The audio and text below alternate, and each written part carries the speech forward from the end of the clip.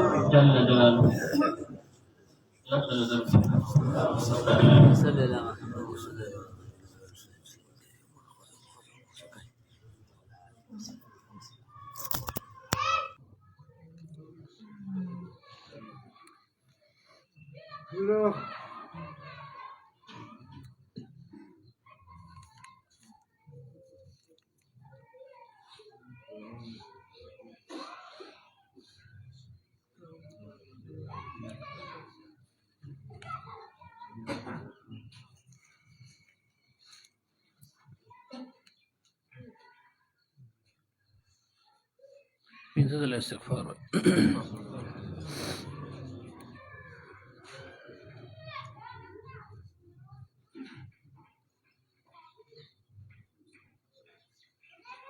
درې ځله سورة اخلاص وایي.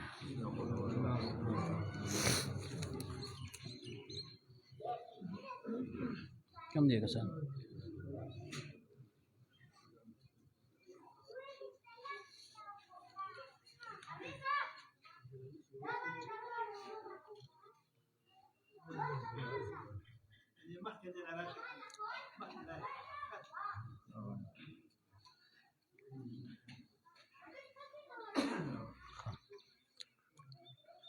دیوانه تاسو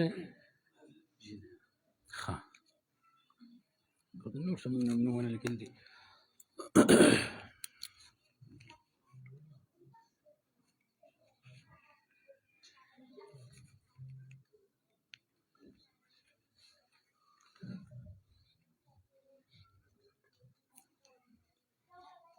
وشو فیس راوړ دی نکاح فیس اسې پرېنده نکاح فیس دی واخله. الحمد لله وحده والصلاة والسلام على من لا نبي بعده.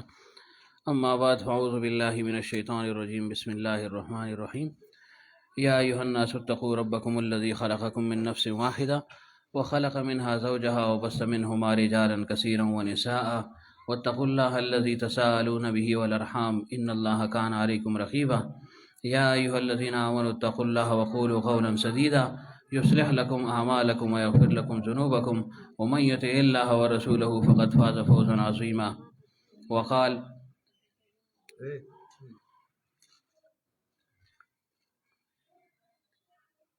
عليه الصلاة والسلام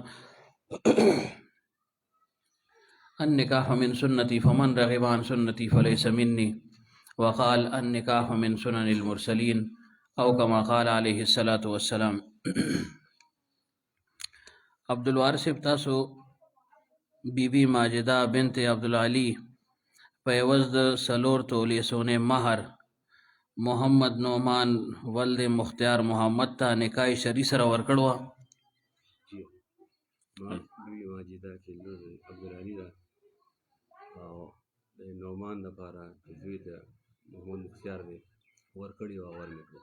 صحیح ده. حاجی گلشن صاحب تاسو بی بی ماجدہ بنت عبدالعلی په عوض د څلور تولې سونې مہر د محمد نعمان ولد مختار محمد د نفس لپاره نکاح شرعي سره قبول کړو.